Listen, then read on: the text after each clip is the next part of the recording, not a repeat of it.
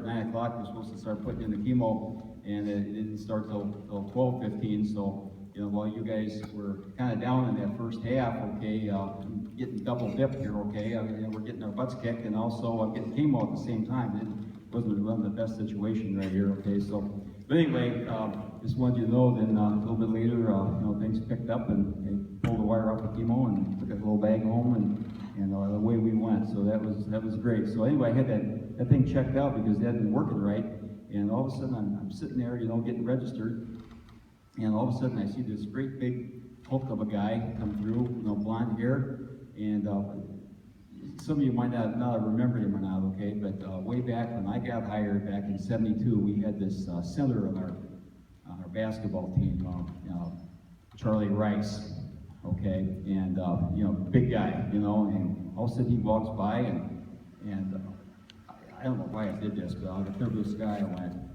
Charlie?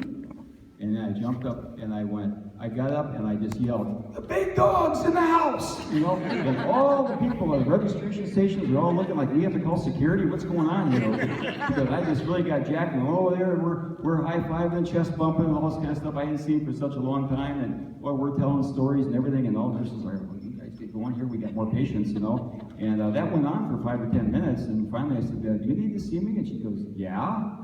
You know, so anyway, we finally got back into what we were supposed to do, but that's kind of the way the day started. So I was, you know, kind of excited about that. And that was just kind of a little extra special thing that happened. So another thing that happened today is I got a letter.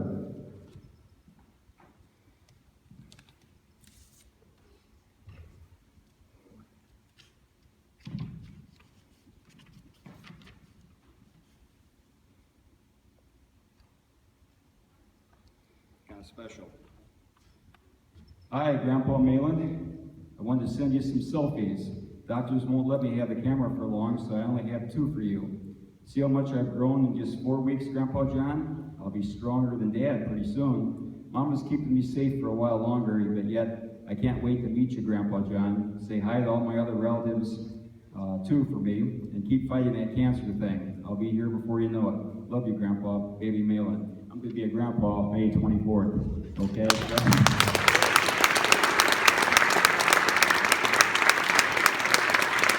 There's a couple ultrasounds right here, okay, that let me see what my grandchild's going to look like. And I found that out, you know, back on my birthday on October 7th, and we'll be talking about that a little bit later. But anyway, you know, my daughter-in-law said that, of course, obviously, you know, and Pete Greeninger's here, he's probably sitting back there crossing his arms going, no way, they can't do that, you know, babies can't write, you know, but anyway, he is back there, okay? All right, we're always throwing each other under the bus, okay?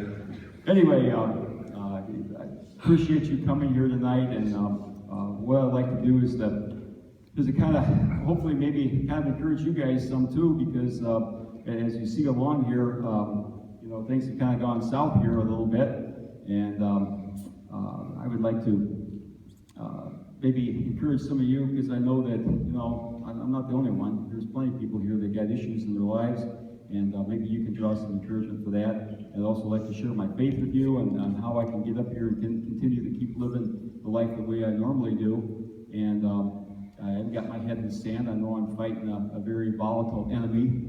But the bottom line is that I remember one time my mom told me back when I was a kid, she said, son, she says, never lose your zest for life. And I don't think I have. Okay, I enjoy it, you know, and I remember showing the movie to some of you probably were in some of my health classes, and I think you might have remembered this movie. There was an old guy that was on the beach, and he just kind of walked along, and he was in an old folks home, okay, and he just kind of walked along the beach, and he saw this old wreck of a boat that was stuck in the sand, and he decided he wanted to get it off the beach and refurbish it. Well, inside there was a young man, and he was, you know, that was his home. You know, he was kind of homeless, he was doing drugs and stuff like this, so his life all messed up, you know, and so went down the line, and eventually, instead of trying to salvage the boat, he ended up trying to salvage the boy. And somewhere along the line, he said, you know, the young kid, you know, got to, you know, be really good friends with him, and said, boy, this is quite a job for an old. And he said, old man, he says, I know what I am. He says, but you know what? He says, I've come to live with this philosophy, son. He says, if I die, I'll stop living, and not 1 minute before. Okay? And how can you have an attitude like that except if you have the confidence in Jesus Christ as Lord and Savior? You're here tonight, hopefully, because maybe some of the good things that God has done through me. Okay? If not, I mean, some of you have been around me long enough, you've seen my ugly side. Okay? And maybe that's all you've seen, and most people probably aren't here. They're probably thinking, well, he got cancer, probably a good thing, good riddance, get him out of here, type of thing like that. But here, I always, I've got to give credit where credit's due. Anything you see good, I owe that to my Lord and Savior Jesus Christ, and all the real crappy stuff that you probably have seen, well, I can take credit for that. Okay? And, well deserved, by the way. So, I just want to kind of set the story straight right off the bat, okay? I want to start out with a little story that we're going to get right into this. It's going to be God's handprint in my cancer journey. And I remember, Pat, you probably remember that. I used to have Steve Dreyer, who was a chiropractor, down there in Kimberly Avenue. Maybe some of you went to him a few times. And he would always start, he'd come to my classes, and he would talk on career day. And he always started out with this story to all my classes. He talked about chiropractic and how it applies to life and so on down the line. But he always started out with this story. And he'd say, there was a guy that lived in a floodplain. And he'd been living there for quite a while. He said, and finally the storm came through. It was just going terrible. And the sheriff came around, was warning everybody. He said, hey, the dam's going to burst. And he went around with his sheriff's car and a great big blowhorn. He says, hey, you gotta move. We gotta get you up to the high ground. He says, otherwise you're gonna lose your life. So get as many possessions as you can, get up to high ground. And the guy came out and he says, Sheriff, he says, that's okay. He says, you go out, and he said, you warn somebody else. He said, God's gonna save me. He said, all right, okay. So he went on warning other people. A little while later, the water goes over the top of the dam, and all of a sudden it's about that high. Okay, so he's on his porch. He's watching everything come floating by, and the guy comes by in a rowboat. And he says, hey, buddy, get in here. He says, grab a few belongings. We're going to go up to high ground. He says, you're going to drown if you stay around here. He says, oh, you go save yourself. He says, God's going to take care of me. Okay, well, it started rising, and pretty soon, he had to get his ladder and crawl up on the roof, and he's up there, and he's looking at the gutters now, okay? And people are floating by, not people, things are floating by, and the sheriff comes by again, this time in a power boat. And he says, he's a guy, he says, you gotta get in here. He said, this is gonna continue to rise, it's gonna go over your roof. And he says, you're gonna drown. He says, Sheriff, he says, you go, that's all right. He says, you go save somebody else. He says, God's gonna take care of me. Well, the water kept rising, and pretty soon it goes all the way up to his neck. All he's got is his ball cap, okay, and the National Guard comes by in a helicopter, and they're going, looking for cats and dogs, basically, in trees, okay, and all of a sudden you see this guy's head down there, and they're going, buddy, he says, you're probably the last guy here in town. He said, we're going to lower this ladder down here. You grab this ladder, we'll pull you up. And he says, well, otherwise, he says, you're going to drown. He says, water's going to continue to rise. He says, that's all right. He says, you guys go out and try to save somebody else. He said, God's going to take care of me. He said, all right, you nut. Okay, and so anyway, the water kept rising. Pretty soon he's treading water and he drowns. Now, it doesn't really work this way, okay, but the way the story went, he goes up and he knocks on the pearly gates, and God answers. And he says, God, he says, I had all this faith in you, I trusted you, I believed in you, and I thought that, I was going to be okay. He says, and I drowned. He says, what happened? He says, well, I sent you 2 boats and a helicopter, what more do you want? I've been really blessed right off the bat with this whole thing, hopefully as we go along here, that you don't think that I'm just going to roll over and die. I think those who see me in the morning know that. You know better than that, okay? But one thing that I got a lot of rowboats, and I got a lot of helicopters, and right off the bat, I got a peace of mind that I'm okay with it, and I've submitted to God's will, whatever He wants. If I live 3 days, or 3 more years, or 30 more years, I'm okay with that. I've submitted to His will because His will is always better. Okay? I might want an extra, 10, 15 years, but that isn't necessarily the best thing. You know, sometimes he'll grant us stuff like that, and hey, I'm okay with it. That's his best will, okay? But I've submitted that, so that's one gift right off the bat. There's a robo helicopter, okay? The second thing is with that old obsessive compulsive thing, you know, with that weight training and all that kind of stuff, and the abs and everything. He said, well, you're in the 1% class for guys your age, and you had to add in for guys your age. Okay, but either way, he said, we're going to throw the kitchen sink at you. Instead of everything but the kitchen sink, we're going to throw the kitchen sink at you. And I tell you, they are, in terms of that chemo and stuff. But that was really an asset, because he said that, you know, we can get after it really, really aggressively, and hopefully this thing will turn out. And the third one then, of course, is unbelievable. This is an example of the support. I don't go a day, I don't go sometimes an hour without an unbelievable support system, you know, from my family to my football family. You guys are my football family, okay, coaches, and the kids, to my teaching family here at Kimberly High School. I think God made me out to be a teacher. I remember going to a conference one time, and a guy came up, and we were all going around the line, and said, what are you gonna, you know, what do you do? You know, that was, you know, different professions and stuff were there, and I said, I was a teacher, you know, at Kimberly High School, or at least a teacher. And the guy says, he says, I'm not just going to be a teacher. He says, I walked in the classroom, and the kids started giving me a bunch of grief, and he says, I don't have to put up with that, I don't have to put up with you. And I walked out the door and never told anybody I was going. He says, what do you think about that? I said, well, I don't think you're meant to be a teacher. Okay. And then another lady says, she says, you said you were teaching at Kimberly? Yeah. She says, well, how'd you break into that ghetto? And I'm like, okay, you know, and he says, you know, it's all the Hollanders and everything, you know, and I guess you could probably say that, you know, it's pretty much that. And I said, I don't know. I said, it didn't seem too hard to me. I said, all you gotta do is love their kids. You bet. You love their kids. All right, I don't know if it was hard breaking that or not. All I know is that I love their kids. I still love their kids. Okay?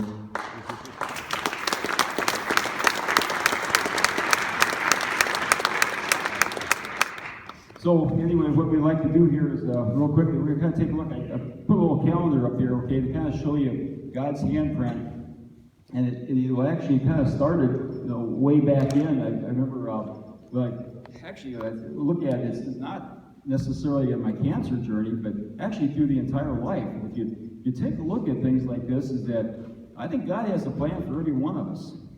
And I remember that when I was in college, you know, like probably some of you guys and some of you out here too, you know, I started out in conservation because I thought I could hunt and fish the rest of my life and get paid for it.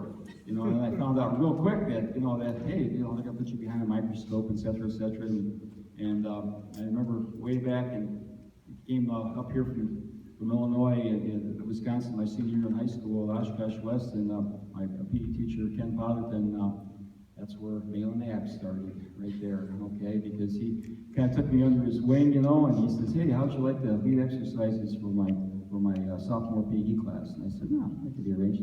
So anyway, we did that, and we started with the abs, and I kind of enjoyed torturing those young men.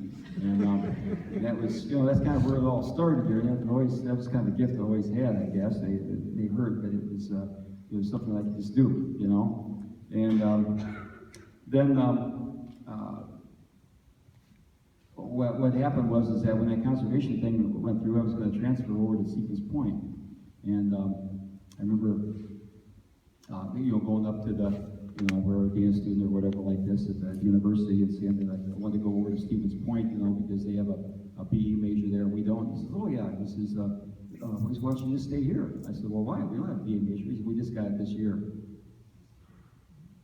We just got it this year. Okay, all right, well, okay, so stayed there. Everything seemed to click. I liked all that physiology, anatomy, and biomechanics and all that kind of stuff, you know, and everything just kind of clicked. And then just before, a year or so before I graduated, I was supposed to go on the internship, and you know, they had the lottery for the draft, and I'm thinking, boy, I want that internship. You know, there was only 2 of them, and I was competing for one of them, one of the slots.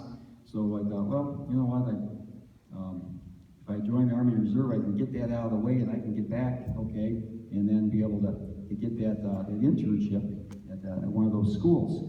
And so I did. Found out that the lottery number stopped at such and such a place. You know, I think my number was 186. It stopped at 90. So I wouldn't have had to do that. However, God had something else in mind. It's called the Drill Sergeant Academy.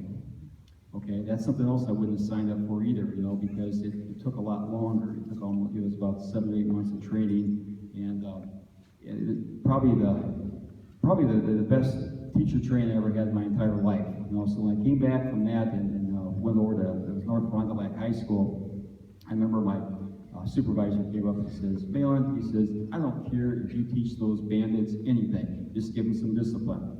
I said, that could be arranged. So we did that, okay, and we started out with those of you that were around in the softball years. We had the park course.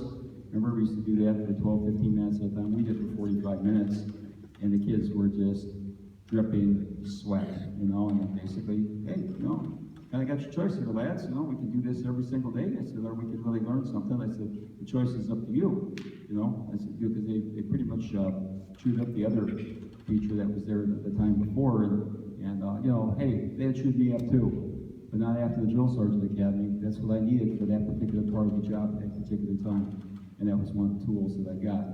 Another handprint, okay, and then hired at Kimberly High School, okay, handprint, first and only teaching job, handprint, okay. At North Fond du Lac High School, they had a powerlifting program that was there that was really good, 2-time state champions, okay? Came over to Kimberly. At that particular time, that was the carrot we held in front of our football team, okay, to get them to work out. Now we don't have that problem anymore. We got Dean Matchy. Okay, but at that particular time, yeah, we have you know, the great coach. Everybody buys into it. It's not just Dean, okay, but he's, you know, it was neat to be able to hand the baton up to someone who could take it bigger and better than I ever could. You know, it's neat to be a pioneer at that particular time. And but anyway, so that kind of started the whole ball rolling. Nobody was doing any weight training at that time. Vince Lombardi was still coaching, I think, and or at least close to it. And he was giving out fines for people who had done any weight training. Okay, so. This is brand new, so we had to try to convince people to do that, you know. And then of course softball and the sports medicine program with the injuries and so on down the line. It was neat to be part of that. Again, God's handprint in that. Okay, now we're going to roll all the way straight ahead here. Now, Bill, this is the green is September, this is October, and this is November. Okay, and 40 some odd years later, okay, after that start. All of a sudden, it actually kind of happened you know, sometime during the summer. Stomach started feeling kind of sour, you know, and you know, a couple cases of diarrhea and stuff like that, you know. And Dee and I were talking up in the weight room during the summer, and I said, boy, my stomach's really sour, you know. And he said, oh, he says, I got some relatives. He said, there's a real bad case of flu going around, you know. So I kind of attributed it to that, and that was, you know, probably sometime in July. Okay, this is September. This is 2 months later. It kept getting progressively worse and worse and worse. Okay, food just sat kind of heavy, and you know, most of the time I didn't want to eat. And anyway, so on this particular day here, diagnosed with acid reflux. Went to the doctor, put me on Prilosec, and so I'm taking that Prilosec, and it's not working, you know, for all these weeks. But anyway. That's the first step right there, okay? The next day is opening day of the bow season. You say, well, why are you talking about that? You'll see in a minute, okay? It's opening day of the bow season. My son Brennan and I are going, and he and I were kind of discussing the strategy of what stand we're going to sit in, okay? And he said, well, I'm going to set the platform stand. That's where I saw those last year. And I said, that's fine. I said, the wind's blowing the wrong direction. It's going to be blowing back into the woods. And I said, that nice high-tying 8-pointer that you saw last year and you shot and you missed, I said, it's going to do an escape route. It's going to come right along by the pothole, come along into the corner and give me a shot. That's exactly what happened. You know, and so it was kind of funny because he came out about a half hour after dark, and So he came by and I didn't say a word. I just said, hey, do you see anything? And yeah, 6-pointer. He said, another small one. He says, and I saw that 8-pointer way back in the woods, but it wouldn't come out. And you see anything? And I said, well, that 6-pointer came out, and we rattled on about that a little bit, how it was testing the wind and everything. I didn't tell him anything about the one I just got. He ran about 30 yards and dropped over. So anyway, we're walking in the dark, we're going back, and all of a sudden we get about 10 feet away, and all of a sudden he sees this white, and he reaches out and he pulls out his light and he flashes down there, and he looks up at me like this, what in the world? And I says, well, as long as you're here, you might as well grab a horn and help me get out of here. So, but you say, well, what does that have to do with your cancer journey? It has everything to do with my cancer journey, okay? That's another handprint. I didn't see that right off the bat, but a little bit later I'm going, you know what? God is interested in the minute details of our lives. He knew I enjoyed that. I loved that. I live for that, that's one of my favorites, is being out there in the woods, And so he knew I was going to be too sick to even go anymore, and I never went again. That was it. From that point on, I couldn't do it. Okay? I get my workouts in, come home, do naps and stuff like this, but just couldn't sit that long. It was just too uncomfortable. And but that was might seem like a simple thing to you, okay, but it wasn't to me. It meant a lot, and my gosh, I've got a guy that really cares about me and every little single detail, okay, even the minute things like bow hunting, being out in the woods, okay. Over here, this is the 4th. Some of you might remember that. That was Lenny Klein's funeral. 4 days later, I'm diagnosed with cancer. Right after his funeral. Okay, I think you kind of remember that. Okay, those of you who got a chance to go to that. And Lenny battled for 2 years, and that was, I want to put that down there. Okay, he was a great man. I had him in class, I had his kids in class, I had his wife in class, I had everybody in class. But anyway, unbelievable loss, but what a human being. He was a great man. This was my birthday. That's the day I was told by my son and his wife Becky, who live in North Carolina, that I was going to be a grandpa. But even more important here, another handprint. His mother-in-law, Lana, said, well, she's going to come over, and he always likes to go to a Kimberly football game. You got yourself a fan. Right now, Michigan team is rolling. The Lions are rolling. And I said, well, I was going to congratulate you. She says, there's only one team that I'm a fan of. That's Kimberly. Okay? So she's over there in Grand Rapids. She always liked to see a Kimberly game. So she came over. She drove over that night. And so the idea was that we were going to go to a ball game. And then I was going to get up and go duck hunting with some friends 4 hours later, which I did. And then afterwards, we were going to go to the Horicon Marsh. So she and her daughter and I go around, and she was going to do some photography and stuff like that. So anyway, she came and told me later that, I almost turned around and went home. She says, I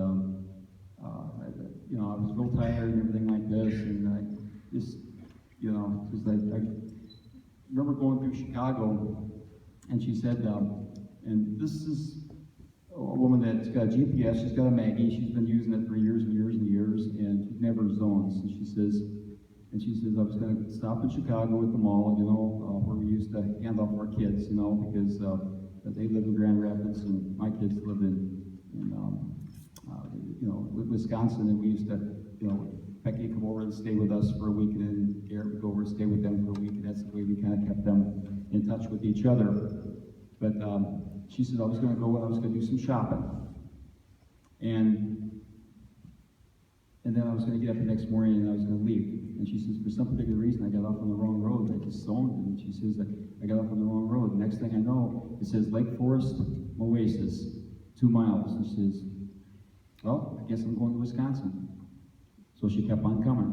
So we got there, immediately as soon as she got there, we got in the car, we headed over to the BC Everest game, and went up there and watched that ball game, and then afterwards we came home, got home about midnight or so, and she went and rented a hotel for the weekend, and I said, well, I'm going to be going duck hunting 4 hours later.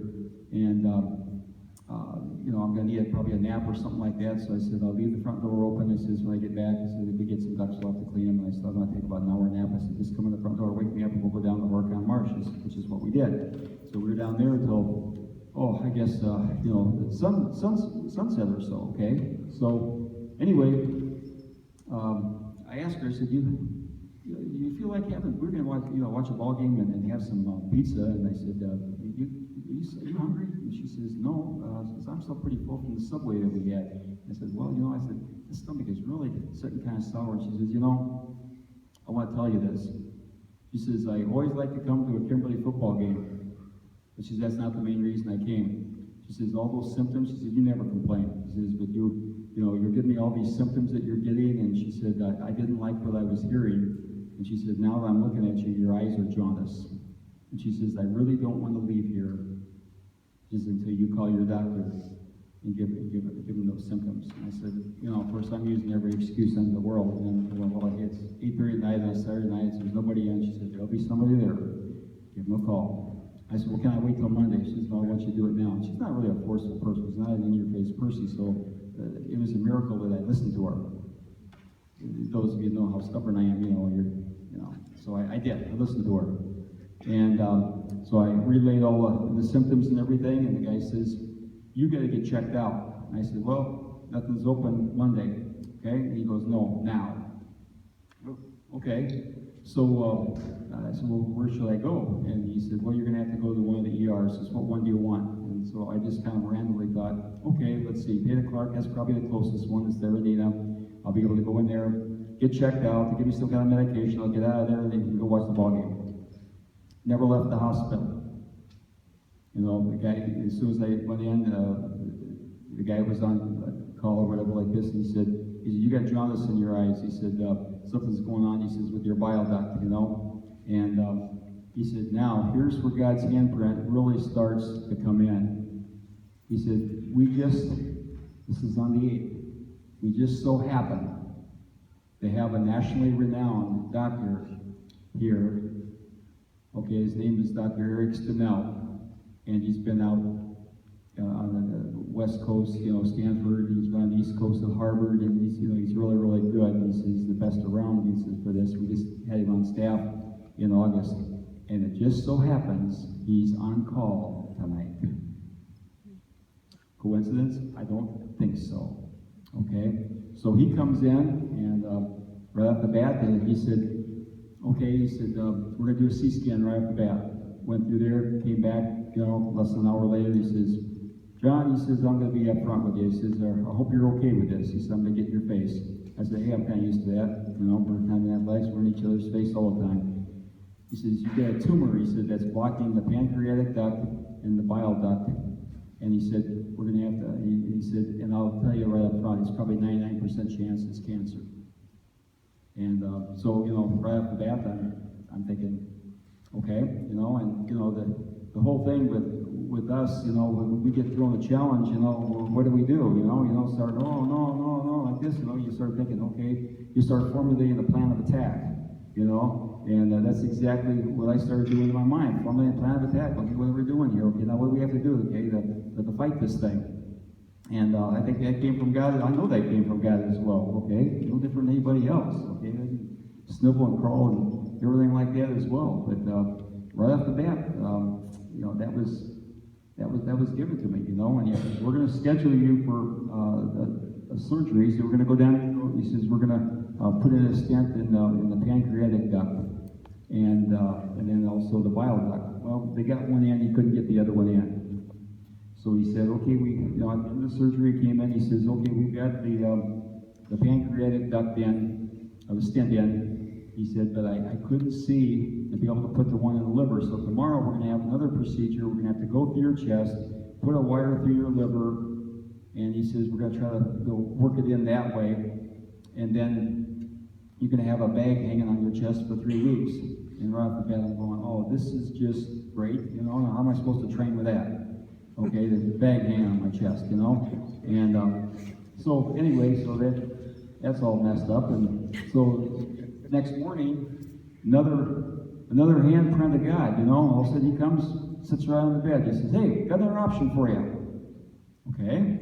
He says, well, it just so happens I found the only camera that we have available here, okay? We're going to go down and do the same procedure that we did before. We're going to go down there with a camera. This way I can see, be able to, I'm pretty confident, he says, that I can get down there, he says, and put that stent in the bile duct in the liver, or the liver area, okay? And we won't have to do that procedure that we're talking about. But there is a risk. And the risk is, if I can't get it, he says, then we'll have to have a third surgery, third one in a row, he says, on Wednesday. And I said, let's go for it. Okay, let's do it. And he says, well, he said, I'm pretty confident. He says, if I don't, he says, I'll come and apologize to you and leave the door with my tail between my legs. And I'm going, well, you don't have to do that. I said, my gosh, you're giving me a chance. This is great, you know. So anyway, at the end of the, you know, I'm coming off deep anesthetic, okay? And you know how that is. You know, how many ever had surgeries before? Okay, well, you know that. You know, you come off deep anesthetic and you're trying to force your eyes open, you can't do it. And all of a sudden, I hear, first voice I hear, Dr. Rick, John, we did it! And I'm like, yes! You know, and I'm popping up there trying to give him a high five, you know, and I think I almost hit him in the jaw, you know. And so anyway, he gives me a high five, you know, and I'm like, where's the nurses at? You know, and I got my eyes closed and I'm giving all the nurses high fives. They're all talking about, oh, you should see this guy, he's crazy. He said, he's giving all the nurses high fives, he gives Dr. Eric high fives, he's all jacked up. He said, this place is going nuts. You know, so, you know, they don't probably get that too often. So anyway, but again, you know, God's handprint. I mean, you know, I got to avoid that surgery. This one right here, on the 11th, on that Tuesday, got discharged. Next morning, he calls up. He says, hey, he says, you know, we got an opportunity here. He says that I'm in good, close working relationship, he says, with Dr. Tim Edison over there at St. E's. And he said, he's a biopsy specialist, and he says, he can get you in tomorrow, on Thursday, on the 13th. And we can do a biopsy. He says, if you're up for it. I said, I'm not. And he said, well, I know I beat you up pretty bad. But he said, tell you what, they're going to give you a call. You take care of that. If you decide you don't want to, just tell them and they'll wait till Monday. Well, anyway, this nurse calls up. Her name is Julie. She's got a real good way of making you feel like a real germ if you don't do what she says, okay? So I'm sitting in there, you know, I'm like this, and you know, and she says, well, I'll tell you what, she says, if you change your mind, she says, I'll tell you what, she says, well, let's do it this way. If you don't call me, then I'm taking for granted you're coming in. But if you change your mind, then you can call me. So I got to talk to her again if I change my mind. So I'm thinking, oh, all right. So I had to call her for something, you know, and I forgot, was it some question or something like this on the timing of where I was supposed to go or something. She said, oh, you're coming in? I said, yeah.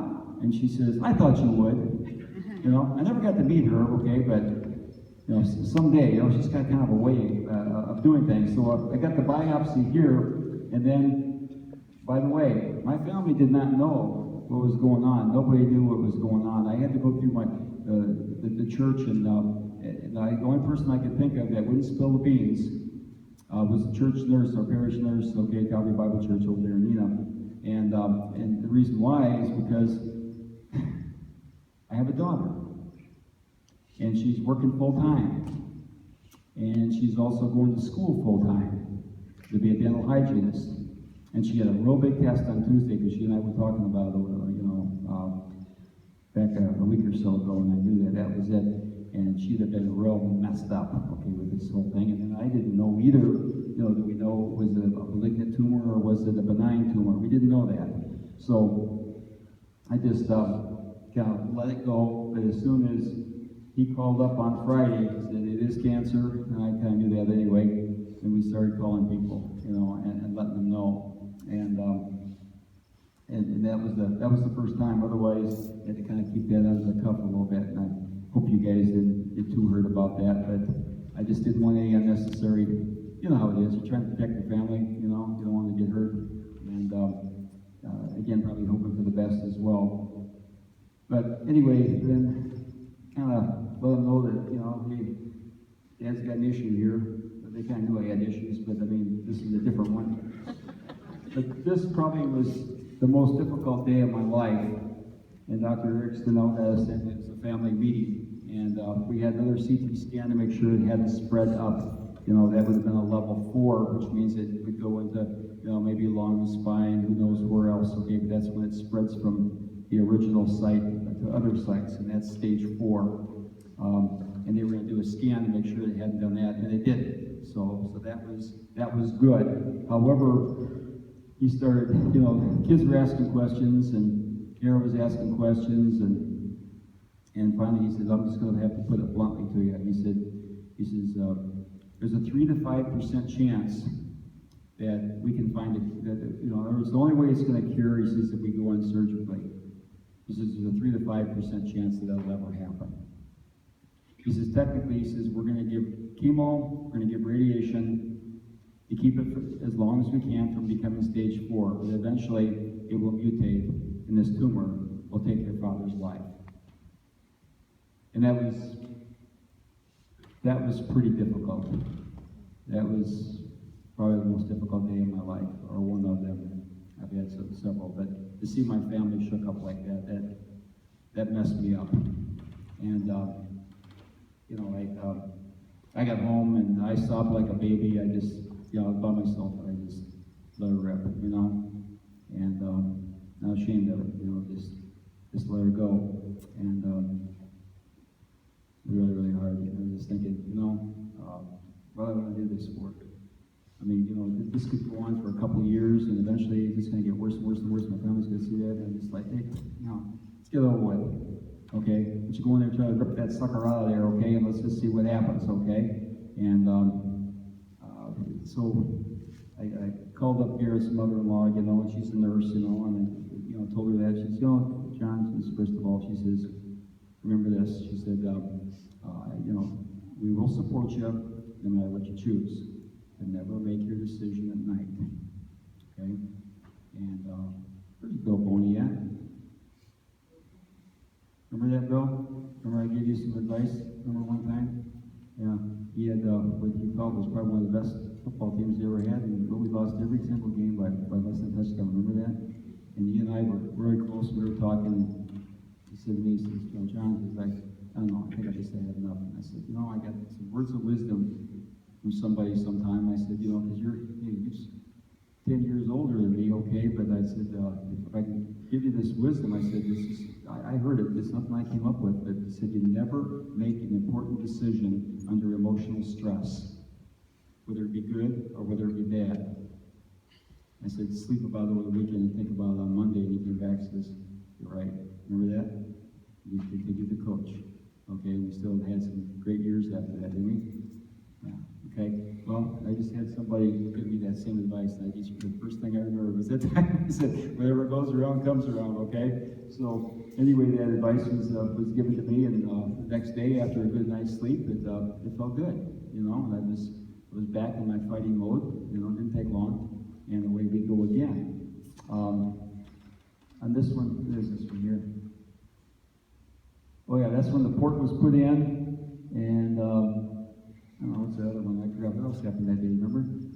I don't know, but anyway, the port was put in, and I think they did another scan or something like that, and that was that. And then, of course, these are the 2 chemo days. And but you can kind of see all those, by the way, that Julie, getting back to her, because that was another heavy imprint here. Okay, remember that I told you that Dr. Tim Addison, the guy that did the biopsy? She told me over the phone, she says, you're very fortunate that Dr. Stenell, who did the stents, and Dr. Edison, who did the biopsy, okay, have such a close working relationship. He says, normally, when this sort of thing happens, you got to go to Green Bay or you got to go to Milwaukee, and you have to wait 2 to 3 weeks to even be seen. Stent, home, call, biopsy. Result. All in 4 days. You call that a coincidence? You think that was, hey, you're lucky. Hey, you're fortunate. Oh, it just so happens. No, I can see God's imprint all the way along like this. In fact, some people have actually kind of grabbed the ball and gone around a little bit and says, hey, you know what? Says, you're right. I can see God's imprint all the way through this. You're going to get cured. Doesn't promise us that. He promises us that He will be with us every step of the way. And that is very, very encouraging. Okay, that I can see. Okay, we're not always going to get what we want. I have no idea what's going to happen, but I'm very much at peace with it. Okay? And the love I'm getting from people is just beyond measure. It's unbelievable. I mean, I remember that Coach Jones came out and said, hey, he said, I want you to be team captain, okay? So I got to be honorary team captain. Okay, Phil, you know what that's like. What a great honor it is, okay? So I walked out there with the guys, and I'm not looking to screw it up. And so we got there, and they kind of guided me around, so I didn't, say the wrong thing or do the wrong thing out there, where they flip the coin, all that kind of stuff. And all of a sudden I turn around, and here's this great big, there's these, it looked like a gauntlet, okay, where the football team was all lined up like this, and I'm going, wow, and so I got to go down there, and I'm thinking, wow, it was kind of emotional, so I'm thinking, well, I can't go run through there and cry. Okay, that's no way to start a football game. This is playoffs, So I'm going through, so I went through there and I'm going, come on, leave no doubt, leave no doubt. I guess all the way down the line like this, okay? And of course the team said, hey, this was for you, coach. He says, we're going to leave no doubt. And McCormick starts going crazy. Well, when McCormick goes crazy, okay, things are going to happen. We ended up with 78-0 or something like that. No doubt. Are you kidding me? He scored enough points for the entire season, I mean, did you have anything left? But it was what a neat experience, and it was, such a great honor, and so I put a little note on the board after that, and I think that note's still there, isn't it, Coach? I said, I just want to thank you guys. I said, to my football family, I said, for the love and support and encouragement, I said, I received on Friday night. I said, it means more than you'll ever know. And I said, now, of course, you can't end up an emotional thing like that, these guys are football players, So I said, now, continue to leave no doubt. And that's kind of been our theme throughout our, hey, is there any doubt now, boys? Huh? No doubt, right? Okay. But anyway, that was that, and then unbelievable support from people, cards and things along that particular line. But it's just amazing, and hopefully that maybe some of the things that you guys might be going through too, okay, they're difficult, that you can maybe take some encouragement from that, and see that God has His hand in everything. And like I said before, I couldn't. You can't do this on your own. You can't face something like this by yourself. And God's given you so many people, including the people that are here tonight. It's just it's a wonderful thing.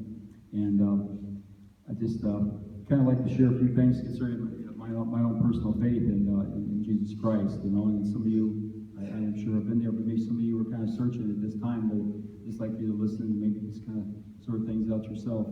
Okay, that it kind of stems from some key Bible verses. Romans 3:23. For all have sinned and fell short of the glory of God. That means that we've all sinned against the holy God. Okay, then I don't think we have to go too far to realize that. All we have to do is just look at ourselves in the mirror and we can see that. Okay, that we have fallen short. In Romans 6:23, the wages of sin is death, but the gift of God is eternal life through Jesus Christ our Lord. Wages of sin, that means that's what happens when you sin against the holy God. There isn't any of us that can say, well, I'm pretty good. There's no such thing as pretty good. It's like being kind of pregnant. Either you are or you aren't. Either you're holy or you're not, okay? And that, kind of stems up, and wages of sin is, you say, well, yeah, but that's why we all die. No, we're all going to die physically, but we're talking spiritual death, which is total separation from a holy God. But there's some hope. John 3:16, for God so loved the world, He gave His only begotten Son. Whoever believes in Him shall not perish, but have everlasting life. Okay, so He loved us enough to be able to send His own Son to come down, and He took my nails. Okay, nails I should have been hanging there for. Okay, He took that. He did that. Okay, He was willing to do that. In Ephesians 2:8-9, for by grace you've been saved by faith, that not of yourselves, it's a gift of God, not of works, lest any man should boast. Now, what does that all say? Well, pretty much tells you that we can't work our way to heaven. I mean, think about it, man, okay? I mean, you know, you're here probably because it might have touched some of your lives, so come along and say, hey, you know what? You know, I've gone to see some people in the hospital, you know, help some kids with rehab, help, you know, football team, try to encourage them, you know, and put some money in the offering plate. I gave you all that to begin with. There's nothing of any good in my life or anybody else's life, okay, that I can say, this is what I'm giving you that in place, you know, to say that this can take care of, you know, pay you back type of thing. This is the American way, okay? So nobody wants to be able to say that you owe somebody something, okay? So think about it, man, okay? If you were in my place, and a few days from now, you were to die, okay? And it doesn't work this way, but say you knock on the pearly gates, okay, and God opens up the door and says, why should I let you in my heaven? What would you say? I know what I'd say. You shouldn't. There's no way anything I can do or ever hope to be that ever earn my way to get inside those pearly gates. But because your son died for me, took my nails. And I've accepted that gift. Remember, it's not a gift until you take it. A gift has to be taken. You can believe all you want. I remember a number of years ago, my kids and I were up at Gitchagumi Bible Camp. It's up in Lake Superior, one of the most beautiful places in the Keweenaw Peninsula you'll ever see. If you ever get a chance to get up there toward Copper Harbor, I may have ever been up there before. Beautiful area, okay? Yeah, some of you have, okay? You know how beautiful it is. But we were swimming in Great Sand Bay, and we like the waves. You know, the waves come over, they knock you over, and you get up, and pretty soon you swallow so much water that you know what's going on. We call that fun. But anyway, you know, there was my daughter and actually Becky. You know, was my daughter-in-law now. Okay, they were playing around. They got cold. They came back in, and Brent and I we like to go into Lake Superior a little bit at a time. Whereas Garrett and Brady, they haul out there as fast as they can. They jump in real quick, get real cold, shiver a little bit, and then they go out there. I said, hey, waist high, that's it. And Brent and I, we got to go inch at a time. You know, that's the way I kind of like to swim at Lake Superior, to be honest with you. You know, okay, I did it. You know, swam. But anyway, Brady was, like 4, 6 years old, something like that. He was pretty small. And we always had to watch him because he was always getting in a riptide. And there was, you know, riptides that would go along, but he was only waist high, okay? And they were out there, I'm guessing, you know, further from here to the wall away, out in front. And I said to Brent, just keep watching his head. I said, Garrett's with him as well, okay? And then all of a sudden we lost track, and I said, where's he at? And all of a sudden I'm looking at, you know, he's in that riptide again. Let's go. Garrett, let's go. So we run around over there, and make a long story short, ever been in a riptide before? Anybody ever been in a riptide? Okay, you know what that's all about. Kind of scary stuff, right? What do they tell you to do with the riptide? Yeah, just kind of keep going along with it, okay? This one's different. This one here, I don't know if you can see this or not, okay, but it went along the shore, okay? This is the shore right here, and then it cut out into the lake, okay? And there was because those waves were coming in so high and so hard, okay, they had to get their way back out. And then this is where people drowned, and we almost did. And what happened was that Brady got down here and got sucked out here, and by the time that Brian and I were there, instead of waist high, I was up to my chin, and I'm not a very good swimmer, okay? And all I could do, okay, was say, hey, you know, hold him up, I guess, okay, I'll try to grab his hand, we'll try to get him back in the shore. And I grabbed Brady's hand, and Brandon's holding him up, and Brandon's pushing, Garrett's holding him up, or whatever. And we're trying to I'm looking at the shoreline's going away from us. So we're heading out further away from shore. So I'm waving at shore, you know, saying, hey, we need help. We need help. You know, and the people were all on shore, and there was nobody in the water at that time. They're all just looking at us. And one lady came out, and she had a little child's raft. Just a little inflatable raft. And she got out so far. She got about from me to Carol away right here. And she kind of gave it a little shove. She said, I can't come out any further. It's too deep. Okay? And I said, hang on, guys. I'll go get the raft. Okay? So, I just as soon as I turn like this, I could grab that raft and pull it back. All of a sudden, here's Brady, just like he got shot out of a gun. And he landed there, you know, and I'm like, wow, nice job, guys. And I said, how'd you get him in? You know, and when we got back to shore, they said, yeah, we didn't touch him. He was, all of a sudden, he was in that raft. Okay? But that's another story. The bottom line is that raft represented our lives. Okay?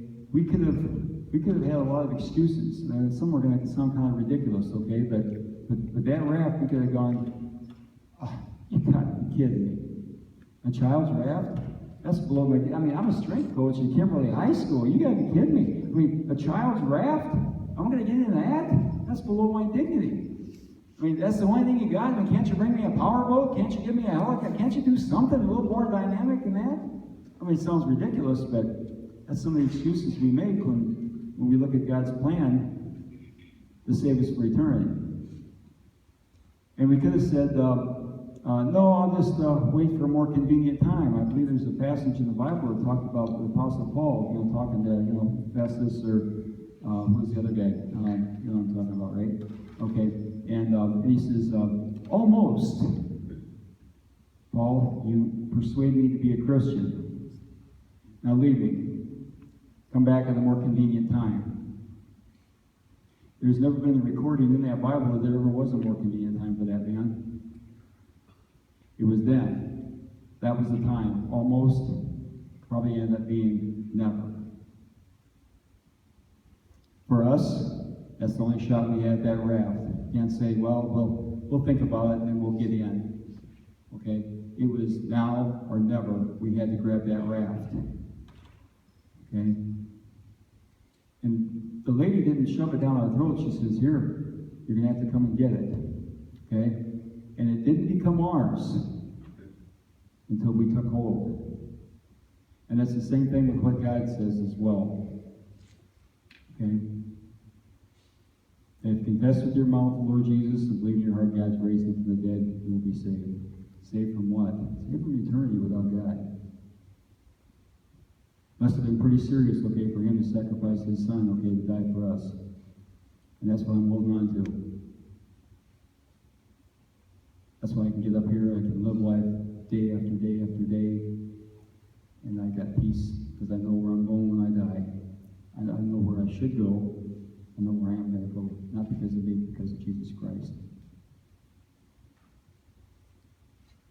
Now, I've shared that with you, and what we'd like to do is, if you don't mind, we'd like to have you, bow your heads, okay, if you would, okay? And if you are struggling at this particular time, okay, just keep your head down like this, and if you just raise your hand if you'd like to consider taking Jesus Christ into your life as Lord and Savior, I'd just like you to raise your hand, and just quietly if you like. Okay, get some hands up, getting a lot of hands up. You can put those hands down, and just like to maybe pray after me, okay? And again, you have to sincerely believe in your heart. You have to sincerely believe in your heart, okay, that you want to do this, okay? If you pray and say, Lord Jesus, you just do this on yourself in your own heart, okay? Lord Jesus, okay, I realize that I'm a sinner. And I do not deserve to be with you forever. I deserve hell. I deserve what Jesus took on the cross, okay? That you took that for me, and I believe that you are the Son of God. I believe that you died and you rose again from the grave. And I accept you into my life as my Lord, Savior, God, and King. And if you sincerely prayed that prayer, you have now become a member of God's family. Remember, for by grace you have been saved through faith, that not of yourselves. It's a gift of God, not of works, lest any man should boast. Because if it was up to us, okay, we can find something to brag about. Okay, yeah, I did this, I did that, okay, this was the only plan. That raft was the only way we had. This is God's only plan. You say, well, I can't believe that God would send people to hell. He doesn't. We do. He provided one way only. Sometimes there's only one way. This time there was only that raft. Sometimes you see airplane pilots come in. Sometimes there's only one way to get down that runway. That's it. And this is God's only way. But the great thing about it is it's big enough way for everybody. So if you're still struggling and you want to think about that, you can. But many of you raised your hands, and I praise God for that. And again, welcome into God's family if you made that prayer, okay? And I'd like to thank you so much, okay, for coming out here tonight and putting up with me. And I'd like to hand this back over to Bill Murray.